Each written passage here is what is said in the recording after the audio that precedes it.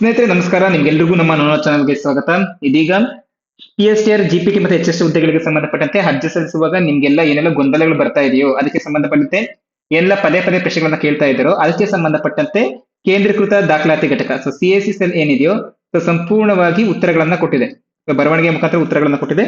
ಅದಕ್ಕೆ ಸಂಬಂಧಪಟ್ಟಂತೆ ಏನೆಲ್ಲ ಪ್ರಶ್ನೆಗಳನ್ನ ಕೇಳಿದ್ದಾರೆ, ಏನೆಲ್ಲ ಗೊಂದಲಗಳಿವೆ, ಅದಕ್ಕೆ ಇಲಾಖೆ ಕೊಟ್ಟಿರುವಂತಹ ಮಾಹಿತಿ ನಮ್ಮದ್ರ ಬಗ್ಗೆ ಇವತ್ತಿನ ವಿಡಿಯೋದಲ್ಲಿ ತಿಳ್ಕೊಳ್ಳೋಣ. ಅದಕ್ಕಿಂತ ಮುಂಚಿತವಾಗಿ ಸ್ಪರ್ಧಾ ಮಿತ್ರರು ನೀವು ಇದೇ ಮೊದಲ ಬಾರಿಗೆ ನಮ್ಮ ಚಾನಲ್ಗೆ ಭೇಟಿ ಕೊಡ್ತಿದ್ರೆ ದಯವಿಟ್ಟು ನಮ್ಮ ಚಾನಲ್ ಸಬ್ಸ್ಕ್ರೈಬ್ ಮಾಡ್ಕೊಳ್ಳಿ, ಹಾಗೆ ಪಕ್ಕದಲ್ಲಿರುವಂತಹ ಬೆಲ್ ಐಕನ್ ಕ್ಲಿಕ್ ಮಾಡ್ಕೊಳ್ಳಿ. ನಾವು ಮಾಡುವಂತಹ ಎಲ್ಲಾ ವಿಡಿಯೋಗಳ ನೋಟಿಫಿಕೇಶನ್ ಮೊದಲೇ ಸಿಗುತ್ತೆ ಅಂತ ಹೇಳ್ತಾ ನೀವು ಗಮನಿಸಬಹುದು ದಿನಾಂಕ. ಇದು ನಿನ್ನೆ ಬಿಟ್ಟಿರುವಂತಹ ಏನು ನಿಮ್ಗೆಲ್ಲ ಡೌಟ್ಸ್ ಇತ್ತು ಅದ್ರ ಬಗ್ಗೆ. ಏನಿದೆ, ಶಾಲಾ ಶಿಕ್ಷಣ ಇಲಾಖೆಯ ಸರ್ಕಾರಿ ಶಾಲೆಗಳಲ್ಲಿ ಖಾಲಿ ಇರುವ ವಿವಿಧ ವೃಂದಗಳ ಶಿಕ್ಷಕ ಹುದ್ದೆಗಳನ್ನ ಸ್ಪರ್ಧಾತ್ಮಕ ಪರೀಕ್ಷೆ ಮೂಲಕ ಭರ್ತಿ ಮಾಡಲು ಅರ್ಹ ಅಭ್ಯರ್ಥಿಗಳಿಂದ ಆನ್ಲೈನ್ ಮೂಲಕ ಅರ್ಜಿಗಳನ್ನು ಆಹ್ವಾನಿಸಲಾಗಿದೆ. ಅದಕ್ಕೆ ಸಂಬಂಧಿಸಿದಂತೆ ಅಧಿಸೂಚನೆಯನ್ನ ಕೂಲಂಕುಷವಾಗಿ ಓದಿ ಅರ್ಥೈಸಿಕೊಳ್ಳುವುದು. ಅಧಿಸೂಚನೆಯಲ್ಲಿ ಅಂಶಗಳನ್ನ ಸರಳೀಕರಣ ಮಾಡಿ ಅಭ್ಯರ್ಥಿಗಳಿಗೆ ಉದ್ಭವಿಸಿರುವ ಅಥವಾ ಉದ್ಭವಿಸಬಹುದಾದ ಪ್ರಶ್ನೆಗಳಿಗೆ ಉತ್ತರ ನೀಡುವ ಒಂದು ಪ್ರಯತ್ನದ ಭಾಗವಾಗಿ ಪದೇ ಪದೇ ಕೇಳಲಾಗಿರುವ ಪ್ರಶ್ನೆಗಳಿಗೆ ಈ ಕೆಳಕಂಡಂತೆ ಉತ್ತರಿಸಲಾಗಿದೆ.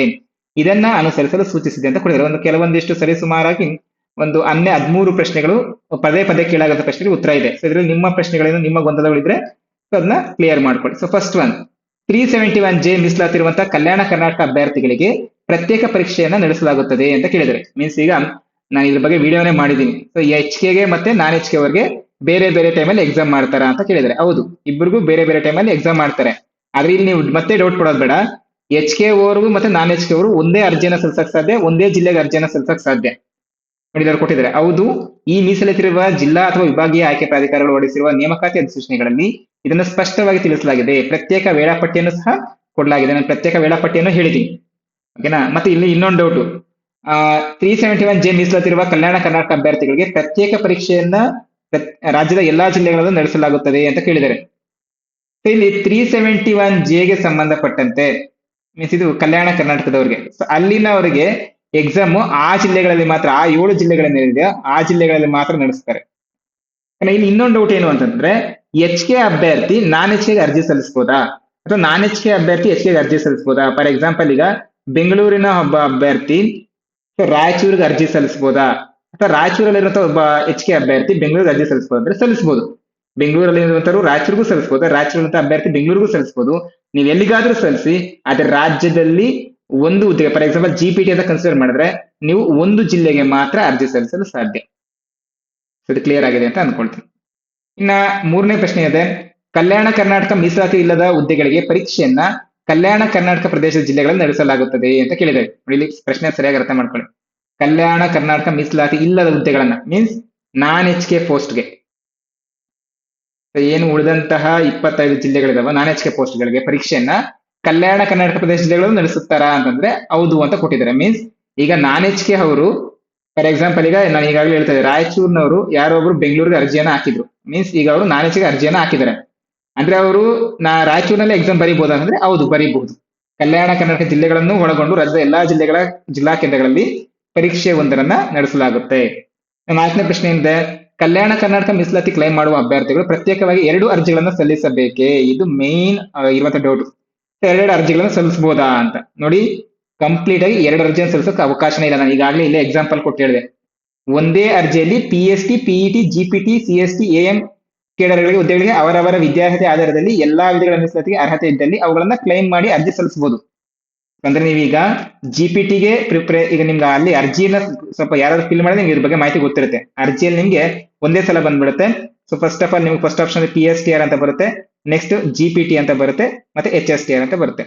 ಫಸ್ಟ್ ನೀವು PSTR ಅಂತ ಫಿಲ್ ಮಾಡ್ತೀರಾ. ಫಿಲ್ ಮಾಡಕ್ ಹೋದಾಗ ಅಲ್ಲಿ ನಿಮ್ಗೆ ಒಂದು ಪೋಸ್ಟ್ ಅಷ್ಟೇ ತೋರಿಸುತ್ತೆ, ಯಾವುದು ಜನರಲ್ ಟೀಚರ್ ಪೋಸ್ಟ್ ಕೊಡುತ್ತೆ. ನೀವು ಅಲ್ಲಿ ಕ್ಲಿಕ್ ಮಾಡ್ಕೊಂಡು, ಫಾರ್ ಎಕ್ಸಾಂಪಲ್ ನಾನು ಹೇಳ್ತಿರೋದು 3ಕ್ಕೂ ನೀವು ಸೆಲೆಕ್ಟ್ ಇದೀರಾ ಅಂತಂದಾಗ, PSTR ನೀವು ಸೆಲೆಕ್ಟ್ ಇದೀರಾ ಅಂತಂದ್ರೆ ನೀವು ಅಲ್ಲಿ ಕ್ಲಿಕ್ ಮಾಡಿದ್ರೆ ಜನರಲ್ ಟೀಚರ್ ಅಂತ ಬರುತ್ತೆ. ಕ್ಲಿಕ್ ಮಾಡಿದ್ರೆ ತಕ್ಷಣ ಪಕ್ಕದಲ್ಲಿ ಡಿಸ್ಟ್ರಿಕ್ಟ್ ಕೇಳುತ್ತೆ. ಇದ್ರ ಅರ್ಥ ಏನು, ನೀವು ಆ ಡಿಸ್ಟ್ರಿಕ್ಟ್ ಅಲ್ಲಿ ಫಾರ್ ಎಕ್ಸಾಂಪಲ್ ಬೆಂಗಳೂರು ಅಂತ ಸೆಲೆಕ್ಟ್ ಮಾಡ್ಕೊಂಡ್ಬಿಟ್ರೆ ಉಳಿದಂತ ಯಾವುದೇ ಜಿಲ್ಲೆಗಳಿಗೆ ನೀವು ಅರ್ಜಿನ ಸಲ್ಲಿಸಕ್ ಆಗೋದಿಲ್ಲ. ಅಂತಂದ್ರೆ PST ಹುದ್ದೆಗೆ ನೀವು ಒಂದು ಜಿಲ್ಲೆಗೆ ಮಾತ್ರ ಅರ್ಜಿನ ಸಲ್ಲಿಸಬಹುದು.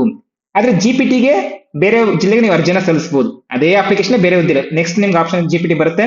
ನೀವು GPTಗೂ ಎಲಿಜಿಬಲ್ ಇದ್ರೆ ನೀವು GPT ಸೆಲೆಕ್ಟ್ ಮಾಡ್ಕೊಂಡು, ಫಾರ್ ಎಕ್ಸಾಂಪಲ್ ನೀವು ಮ್ಯಾಥ್ಸ್ ಟೀಚರ್, ಕನ್ನಡ ಟೀಚರ್ ಇದ್ರೆ ಅಲ್ಲಿ ನೀವು ಕ್ಲಿಕ್ ಮಾಡಿದ್ರೆ ಪಕ್ಕ ನಿಮ್ಗೆ ಒಂದು ಆಪ್ಷನ್ ಕೇಳುತ್ತೆ ಯಾವ ಡಿಸ್ಟ್ರಿಕ್ಟ್ ನೀವು ಅರ್ಜಿ ಸಲ್ಲಿಸಬೇಕು ಅಂತ. ನೀವು ಒಂದು ಸಲ ಫಾರ್ ಎಕ್ಸಾಂಪಲ್ ನೀವೀಗ ಬಳ್ಳಾರಿಗೆ ಅರ್ಜಿ ಸಲ್ಲಿಸಬೇಕಂತ ಕ್ಲಿಕ್ ಮಾಡ್ಬಿಟ್ಟಿದ್ದೀರಾ ಅಂತಂದ್ರೆ ಮುಗೀತಲ್ಲಿಗೆ. ನೆಕ್ಸ್ಟ್ ನೀವು ಯಾವುದೇ ಜಿಲ್ಲೆಗಳಿಗೆ ಅರ್ಜಿಯನ್ನು ಸಲ್ಲಿಸೋಕೆ ಆಗೋದಿಲ್ಲ. ಅದಕ್ಕೆ ಗಮನವಿಟ್ಟು ನೀವು ಎಲ್ಲಿ ಅರ್ಜಿಯನ್ನು ಸಲ್ಲಿಸಬೇಕು ಅದನ್ನ ಬಗ್ಗೆ ಮಾಹಿತಿ ಇರಿ. ಒಂದು ಸಿಂಪಲ್ ಆಗಿ ಹೇಳ್ತೀನಿ, ನೀವು ಒಂದೇ ಅರ್ಜಿಯಲ್ಲಿ 3 ಹುದ್ದೆಗಳಿಗೆ ಅರ್ಜಿಯನ್ನು ಸಲ್ಲಿಸಬಹುದು. ಆದ್ರೆ ಎರಡೆರಡು ಅರ್ಜಿಗಳನ್ನು ಸಲ್ಲಿಸಕ್ ಸಾಧ್ಯ ಇಲ್ಲ. ಅದನ್ನ ಚೆನ್ನಾಗಿ ನೆನ್ಪಿಟ್ಕೊಳ್ಳಿ. ಎರಡೆರಡು ಅರ್ಜಿಗಳು ಅಂತಂದ್ರೆ ಎರಡೆರಡು ಜಿಲ್ಲೆಗಳಿಗೆ ಅರ್ಜಿಯನ್ನು ಹಾಕೋದಕ್ಕೆ ಸಾಧ್ಯ ಇಲ್ಲ ಅಂತ ಅರ್ಥ ಅಷ್ಟೇ. ಈ ಹಿಂದೆ ಸಾಧ್ಯ ಇತ್ತು, ಈಗಿಲ್ಲ. ಇನ್ನ ಕಲ್ಯಾಣ ಕರ್ನಾಟಕದ ಮೀಸಲಾತಿರುವ ಹುದ್ದೆಗಳಿಗೆ ಅರ್ಜಿ ಸಲ್ಲಿಸುವವರು ಪ್ರತ್ಯೇಕವಾದ ಶುಲ್ಕವನ್ನ ಪಾವತಿಸಬೇಕೇ ಅಂತ ಕೊಟ್ಟಿದ್ದಾರೆ. ಹೌದು, ಇದು ನಿಮ್ಗೆ ಏನು ಕಲ್ಯಾಣ ಕರ್ನಾಟಕದವ್ರಿಗೆ ಇಂಪಾರ್ಟೆಂಟ್ ಆಗಿರುತ್ತೆ. ಸೊ ಹೌದು, ಪ್ರತ್ಯೇಕ ಪರೀಕ್ಷೆ ನಡೆಸೋದ್ರಿಂದಾಗಿ ಕಲ್ಯಾಣ ಕರ್ನಾಟಕೇತರ ಪ್ರದೇಶದ ಹುದ್ದೆಗಳಿಗೆ ಶುಲ್ಕವನ್ನ ಪಾವತಿಸಿದಂತೆ ಅದೇ ದರದಲ್ಲಿ ಈ ಪರೀಕ್ಷೆಗೂ ಶುಲ್ಕವನ್ನ ಪಾವತಿಸಬೇಕಾಗಿರುತ್ತೆ ಅಂತ ಕೊಟ್ಟಿದ್ದಾರೆ. ಇನ್ನ ಕಲ್ಯಾಣ ಕರ್ನಾಟಕ ಪ್ರದೇಶ ಮೀಸಲಾತಿರುವ ಹುದ್ದೆಗಳಿಗೆ ಆ ಪ್ರದೇಶದಲ್ಲದವರು ಅರ್ಜಿ ಸಲ್ಲಿಸಬಹುದೇ ಅಂತ ಇದೆ. ಕಲ್ಯಾಣ ಕರ್ನಾಟಕ ಪ್ರದೇಶದ ಮೀಸಲಾತಿರುವ ಹುದ್ದೆಗಳಿಗೆ ಮೀನ್ಸ್ ಈಗ HK ಭಾಗಕ್ಕೆ HK ಅವರು ಅರ್ಜಿ ಸಲ್ಲಿಸಬಹುದಾ ಅಂತ ಹೇಳಿ ಕೇಳುವಂತ ಪ್ರಶ್ನೆ ಇದೆ. ಬಹಳಷ್ಟು ಜನರಿಗೆ ಇದೇ ಗೊಂದಲ ಇರುವಂತದ್ದು. ಅಧಿಕೃತ ಆಡಿ ನಂಬರ್ ಹೊಂದಿರುವಂತಹ 317J ಮೀಸಲಾತಿ ಪ್ರಮಾಣ ಪತ್ರ ಹೊಂದಿರೋರು ಮಾತ್ರ ಅರ್ಜಿ ಸಲ್ಲಿಸಬಹುದಾಗಿದೆ. ಯಾಕೆ ಈ ರೀತಿಯಾಗಿ ಕೊಟ್ಟಿದ್ದಾರೆ ನೋಡಿ, ಇಲ್ಲಿ ಕರ್ನಾಟಕ ಕಲ್ಯಾಣ ಪ್ರದೇಶ ಮೀಸಲಾತಿ ಇರುವಂತಹ ಪೋಸ್ಟ್ಗಳು 80% ಪೋಸ್ಟ್ಗಳು. ಅದಕ್ಕೆ ನೀವು ಅರ್ಜಿನ ಸಲ್ಲಿಸಕ್ ಆಗೋದಿಲ್ಲ. ಉಳಿದಂತೆ 20% ಏನು ಕೊಟ್ಟಿದಾರೋ ಇನ್ನೊಂದು ಅಧಿಸೂಚನೆ ಹೊರಡಿಸಿದಾರೋ ಅದಕ್ಕೆ ನೀವು ಅರ್ಜಿನ ಸಲ್ಲಿಸಬಹುದು. ಯಾಕಂತಂದ್ರೆ ಇವ್ರ ಹತ್ರ ಅವ್ರಿಗೆ ಆದಂತ ಒಂದು, ನಮಗೆ ಈಗ ಕ್ಯಾಸ್ಟ್ ಇನ್ಕಮ್ಗೆ ಒಂದು ಆಡಿ ನಂಬರ್ ಇರುತ್ತೋ, ಅವ್ರದ್ದು 371J ಕಾಲಮ್ ಅಂತ ಹೇಳಿ ಅವ್ರ ಹತ್ರ ಒಂದು ಬೇರೆ ಆಡಿ ನಂಬರ್ ಇರುತ್ತೆ. ಅದನ್ನ ಹಾಕಿದಾಗ ಅವರು ಅದನ್ನ ಕ್ಲೈಮ್ ಮಾಡ್ಕೊಳ್ತಾರೆ. ಸೊ ನೆಕ್ಸ್ಟ್, ಕಲ್ಯಾಣ ಕರ್ನಾಟಕ ಮೀಸಲಾತಿರುವ ಹುದ್ದೆಗಳಿಗೆ ಅರ್ಜಿ ಸಲ್ಲಿಸಿದವರಿಗೆ ನಡೆಸುವ ಪರೀಕ್ಷೆಯ ಪ್ರತ್ಯೇಕ ಪ್ರವೇಶ ಪತ್ರ ನೀಡಲಾಗುತ್ತದೆ ಅಂದ್ರೆ ಹೌದು. ಯಾಕಂತಂದ್ರೆ ಎಕ್ಸಾಮ್ ಡೇಟ್ಸ್ ಚೇಂಜಸ್ ಆದ್ರೆ ಆಲ್ ಟಿಕೆಟ್ ಚೇಂಜಸ್ ಆಗೇ ಆಗುತ್ತೆ. ಇನ್ನು ಅರ್ಜಿದಾರರು ಮತ್ತು ಅವರ ಪತಿ ಬೇರೆ ಬೇರೆ ಜಾತಿಯವರಾಗಿದ್ದೇವೆ, ಜಾತಿ ಪ್ರಮಾಣ ಪತ್ರದಲ್ಲಿ ಯಾರ ಜಾತಿಯನ್ನು ನೇಮಿಸಬೇಕು. ಇದು ಮೇನ್ ಜಾತಿಗೆ ಸಂಬಂಧಪಟ್ಟಂತೆ ಅರ್ಜಿದಾರರ for example inter caste marriage ಆಗಿರ್ತಾರೆ. ಸೊ ಇಂಟರ್ ಕ್ಯಾಸ್ಟ್ ಮ್ಯಾರೇಜ್ ಆಗಿದ್ದಾಗ ಗಂಡಂದೇ ಒಂದು ಜಾತಿ ಇರುತ್ತೆ, ಏನು ಅವರ ಪತ್ನಿಯದ್ದೇ ಇನ್ನೊಂದು ಜಾತಿ ಆಗಿರುತ್ತೆ. ಸೊ ಅವಾಗ ಏನ್ ಮಾಡ್ಬೇಕು, ಅರ್ಜಿದಾರರ ಜಾತಿ ಹಾಗೂ ಅರ್ಜಿದಾರರ ಮತ್ತು ಅವರ ಪತಿಯ ಆದಾಯದ ಪ್ರಮಾಣ ಪತ್ರವನ್ನು ಪಡೆದುಕೊಳ್ಳಬೇಕು. ಅರ್ಜಿದಾರರ ಜಾತಿ, ಸೊ ನಿಮ್ಮ ತಂದೆಯ ಜಾತಿ. ಈಗ ಇನ್ನು ಕೆಲವೊಂದಿಷ್ಟು ಜನಕ್ಕೆ ಡೌಟ್ ಬರುತ್ತೆ, ಸರ್ ಈಗ ಏನಾಗುತ್ತೆ ಅಂತಂದ್ರೆ ಕ್ಯಾಸ್ಟ್ ಸರ್ಟಿಫಿಕೇಟ್ ಅಲ್ಲಿ ಗಂಡನ ಹೆಸರೇ ಬರುತ್ತೆ. ಅರ್ಥ ಮಾಡ್ಕೊಳ್ಳಿ, ಗಂಡನ ಹೆಸರೇ ಬರ್ಲಿ ತೊಂದರೆ ಇಲ್ಲ, ಆದ್ರೆ ಜಾತಿ ಯಾವ್ದು ಬರುತ್ತೆ, ಜಾತಿ ತಂದೆ ತಾನೇ ಬರುತ್ತೆ. ನೀವು ಕ್ಯಾಸ್ಟ್ ಅನ್ನ ನೋಡಿ, ಗಂಡನ ಹೆಸರು ನೋಡ್ಬೇಡಿ. ಕ್ಯಾಸ್ಟ್ ತಂದೆದ್ ಬಂದಿರಬೇಕು, ಗಂಡನ ಹೆಸರು ಇದ್ರು ಏನು ತೊಂದರೆ ಇಲ್ಲ. ಓಕೆನಾ. ಇನ್ಕಮ್ ಆಗಿರುವಂತದ್ದು ಇನ್ಕಮ್ ನಿಮ್ಮ ಗಂಡನದೇ ಬಂದಿರುತ್ತೆ. ಓಕೆನಾ. ಸೊ ಇದ್ರ ಬಗ್ಗೆ ಮಾಹಿತಿ ಕ್ಲಿಯರ್ ಆಗಿದೆ ಅಂತ ಅನ್ಕೊಳ್ತೀನಿ. ಇನ್ನು ನೆಕ್ಸ್ಟ್, ಅರ್ಜಿದಾರರು ಮತ್ತೆ ಅವರ ಪತಿ ಬೇರೆ ಬೇರೆ ಧರ್ಮದವರಾಗಿದ್ದೇವೆ, ಜಾತಿ ಪ್ರಮಾಣ ಪತ್ರದಲ್ಲಿ ಯಾರ ಜಾತಿಯನ್ನು ನಮೂದಿಸಬೇಕು ಅಂತ ಇದೆ. ಎಸ್, ಇದು ಕಂಪ್ಲೀಟ್ಲಿ ಕ್ಯಾಸ್ಟ್ ಬಗ್ಗೆ. ಅರ್ಜಿದಾರರ ಜಾತಿಗೆ ಅನುಸಾರವಾಗಿ ಹಾಗೂ ಅರ್ಜಿದಾರರ ಅವರ ಪತಿಯ ಆದಾಯದ ಪ್ರಮಾಣ ಪತ್ರ ಪಡೆದುಕೊಳ್ಳಬೇಕು. ಇದನ್ನೇ ಅವ್ರು ಹೇಳ್ತಾ ಇರುವಂತದ್ದು. ಯಾರು ಅರ್ಜಿನ ಸಲ್ಲಿಸ್ತಿರೋ ಅದು ನಿಮ್ಮ ಜಾತಿ, ಮೂಲ ಜಾತಿ. ನೋಡಿ, ಅದು ನೀವು ಮದುವೆ ಆಗಿದ್ಮೇಲೂ ಸಹ ಅಷ್ಟೇ ಗಂಡನ ಜಾತಿ ಬರೋದಿಲ್ಲ. ಮತ್ತೆ ಪತಿಯ ಆದಾಯ ಮಾತ್ರ ಪತಿಯದ್ದೇ ಹಾಕ್ಬೇಕು, ಆದಾಯ ಪತಿಯದ್ದೇ ಇರಬೇಕು. ಜಾತಿ ಮಾತ್ರ ಏನಾಗಿರುತ್ತೆ, ಜಾತಿ ಚೇಂಜಸ್, ಜಾತಿ ನಿಮ್ಮ ಮೂಲ ಜಾತಿನೇ ಬರುತ್ತೆ. ಮತ್ತೆ ಇಲ್ಲಿ ಅದೇ ಡೌಟ್ ಹೇಳ್ತಾ ಇರುವಂತದ್ದು, ಜಾತಿ ಹೆಸರು ಜಾತಿ ತಂದೆಯದ್ದು ಬಂದಿರುತ್ತೆ ನೋಡಿ, ತಂದೆಯದ್ದು ಅಷ್ಟೇ, ಆದ್ರೆ ತಂದೆ ಹೆಸರು ಬಂದಿರೋದಿಲ್ಲ. ಈಗ ನೀವು ಗಂಡನ ಹೆಸರು ಬಂದಿರುತ್ತೆ, ಅದರಲ್ಲಿ ಗಂಡನ ಹೆಸರೇ ಬಂದು ಜಾತಿ ನಿಮ್ಮ ತಂದೆಯದ್ದೇ ಇರುತ್ತೆ, ಪತಿಯ ಆದಾಯ ಕೊಡ್ಬೇಕಾಗುತ್ತೆ. ಇನ್ನು ರಿಸರ್ವೇಶನ್ ಜಾತಿ ಆಡಿ ನಂಬರ್ ಹಾಕುವಾಗ ತಪ್ಪಾಗಿದೆ, ಏನ್ ಮಾಡ್ಬೇಕು, ಇದು ಅಪ್ಲಿಕೇಶನ್ ಫಿಲ್ ಮಾಡಿರ್ತೀರಾ, ಅಪ್ಲಿಕೇಶನ್ ಫಿಲ್ ಮಾಡ್ಬೇಕಾದ್ರೆ ಆಡಿ ನಂಬರ್ ರಾಂಗ್ ಆಗಿದೆ. ಅವರು, ನಾನು ಬಹಳಷ್ಟು ಸಲ ಹೇಳಿದ್ದೀನಿ, ಅಪ್ಲಿಕೇಶನ್ ನ ಒಂದ್ 2-3 ಸಲ ನೀವು ಏನಾದ್ರು ಕಂಪ್ಲೀಟ್ ಸಬ್ಮಿಟ್ ಮಾಡ್ಬೇಕಂದ್ರೆ, ಡಿಕ್ಲರೇಷನ್ ಕೊಡ್ಬೇಕಂತಂದ್ರೆ ಎಲ್ಲವೂ ಸರಿಯಾಗಿದೆ ಅನ್ನೋದನ್ನ ಒಂದ್ 2-3 ಸಲ ದೃಢಪಡಿಸ್ಕೋಬೇಕು. ತಪ್ಪಾಗಿದ್ರೆ ಅಲ್ಲೇ ತಿದ್ಕೋಬೇಕು. ಒಂದ್ಸಲ ಸಬ್ಮಿಟ್ ಮಾಡ್ಬಿಟ್ಟಿದೀರಾ ಅಂತಂದ್ರೆ ಎಡಿಟ್ ಪರ್ಮಿಷನ್ ಕೊಟ್ರೆ ಓಕೆ, ಪರ್ಮಿಷನ್ ಮೇಲೆ ಕೊಡೋದಿಲ್ಲ ಅಂತ ಹೇಳಿದ್ದಾರೆ ನೋಡಿ. ಎಲ್ಲವೂ ಸರಿಯಾಗಿದೆ ಅಂತ ದೃಢಪಡಿಸ್ಕೊಂಡ ನಂತರವೇ, ತಪ್ಪಾಗಿದ್ದರೆ ಸರಿಪಡಿಸ್ಕೊಂಡ ನಂತರವೇ ಸಬ್ಮಿಟ್ ಮಾಡಬೇಕು. ಇದರ ಅರ್ಥ ಏನು, ನೀವು ಅಲ್ಲೇ ಗಮನಿಸ್ಕೋಬೇಕು ಅಂತ ಅರ್ಥ. ಸೊ ನೆಕ್ಸ್ಟ್, ನಾವು PUC ಅಧ್ಯಯನ ಮಾಡಿರೋದಿಲ್ಲ, ಡಿಪ್ಲೊಮಾ ಅಥವಾ JOC ಕಲಿತು ಪದವಿ BEd ಮಾಡಿರುತ್ತೇವೆ. ಡಿಪ್ಲೊಮಾ ಅಥವಾ JOC ವಿಷಯಗಳು ತಂತ್ರಾಂಶದಲ್ಲಿ ಕಾಣುತ್ತಿಲ್ಲ, ಅಂಕಗಳನ್ನ ಹೇಗೆ ನಮೂದಿಸಬೇಕು ಅಂತ ಕೇಳಿದ್ದಾರೆ. ಡಿಪ್ಲೊಮಾ ಮಾಡ್ಕೊಂಡಿದ್ದು ಅಥವಾ ಏನಿದ್ರೆ ನೀವು ಕರ್ನಾಟಕ ವೊಕೇಶನಲ್ ಎಜುಕೇಶನ್ ಬೋರ್ಡ್ ಅನ್ನ ಆಯ್ಕೆ ಮಾಡಿಕೊಂಡು ಅದರಲ್ಲಿ ಅದರ್ 1, ಅದರ್ 2 ಇತ್ಯಾದಿ ಮತ್ತು ವಿಷಯವನ್ನ ಆಯ್ಕೆ ಮಾಡಿಕೊಳ್ಳಬೇಕು ಹಾಗೂ ಅಗತ್ಯ ವಿವರಗಳನ್ನು ಭರ್ತಿ ಮಾಡ್ಕೋಬೇಕು. ಇದು ಡಿಪ್ಲೊಮಾದವರಿಗೆ. ಸೊ ಅದರಲ್ಲಿ JOC ಅನ್ನ ಆಯ್ಕೆ ಮಾಡಿಕೊಂಡು ಕರ್ನಾಟಕ ವೊಕೇಶನಲ್ ಎಜುಕೇಶನ್ ಬೋರ್ಡ್ ಅನ್ನು ನೀವು ಆಯ್ಕೆ ಮಾಡ್ಕೋಬೇಕಾಗುತ್ತೆ.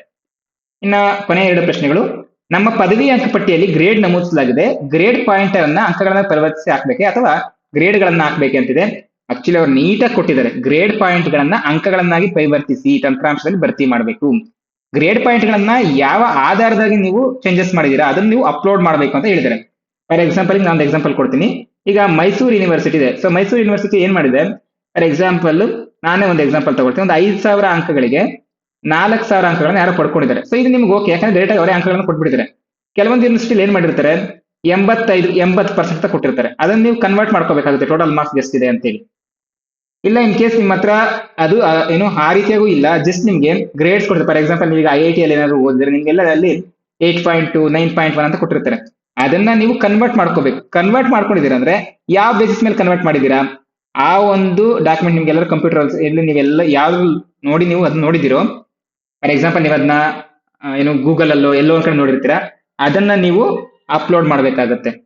ಜೊತೆಗೆ ಕೊನೆಯ ಪ್ರಶ್ನೆ ಏನಿದೆ, ಎಲ್ಲಾ ಅಭ್ಯರ್ಥಿಗಳು ಕ್ರಿಮಿಲೇಯರ್ ಪ್ರಮಾಣ ಪತ್ರವನ್ನು ಸಲ್ಲಿಸಬೇಕೆ? ಇದು ಅವಶ್ಯಕತೆ ಇಲ್ಲ. ಯಾರು GM ಅಭ್ಯರ್ಥಿಗಳು ಮಾತ್ರ ಇರ್ತಾರೋ ಅವರು ಗ್ರಾಮೀಣ ಮೀಸಲಾತಿ ಏನು ಸೌಲಭ್ಯ ಪಡ್ಕೋಬೇಕು ಅಂತಂದ್ರೆ ಅವ್ರಿಗೊಂದು ನಾನ್ ಕ್ರಿಮಿ ಲೇಯರ್ ಸರ್ಟಿಫಿಕೇಟ್ ಬರುತ್ತೆ, ಅದಕ್ಕೊಂದು RD ನಂಬರ್ ಇರುತ್ತೆ, ಅದನ್ನ ಪಡೆದು ಸಲ್ಲಿಸಬೇಕು. ಇದಿಷ್ಟು ಕಂಪ್ಲೀಟ್ ಆಗಿ ಕೊಟ್ಟಿರುವಂತ ಕೆಲವೊಂದಿಷ್ಟು ಗೊಂದಲಗಳಿಗೆ ಸಂಬಂಧಪಟ್ಟಂತೆ ಬಹಳಷ್ಟು ಗೊಂದಲಗಳು ಇಲ್ಲಿ ಕ್ಲಿಯರ್ ಆಗಿದಾವೆ ಅಂತ ನಾನು ಅನ್ಕೊಳ್ತೀನಿ. ಇನ್ನು ಇದಕ್ಕೆ ಸಂಬಂಧಪಟ್ಟಂತೆ ಶಾಲಾ ಶಿಕ್ಷಣ ಇಲಾಖೆ ಬಿಡುವಂತ ಯಾವುದೇ ಮಾಹಿತಿ ಆಗಿರ್ಲಿ, ಆ ಮಾಹಿತಿ ನಿಮ್ಗೆ ಮೊದಲೇ ತಲುಪಬೇಕಂದ್ರೆ ನಮ್ಮ ಚಾನಲ್ ಸಬ್ಸ್ಕ್ರೈಬ್ ಮಾಡ್ಕೊಳ್ಳಿ, ಹಾಗೆ ಪಕ್ಕದಲ್ಲಿರುವಂತ ಬೆಲ್ ಐಕಾನ್ ಕ್ಲಿಕ್ ಮಾಡ್ಕೊಳ್ಳಿ.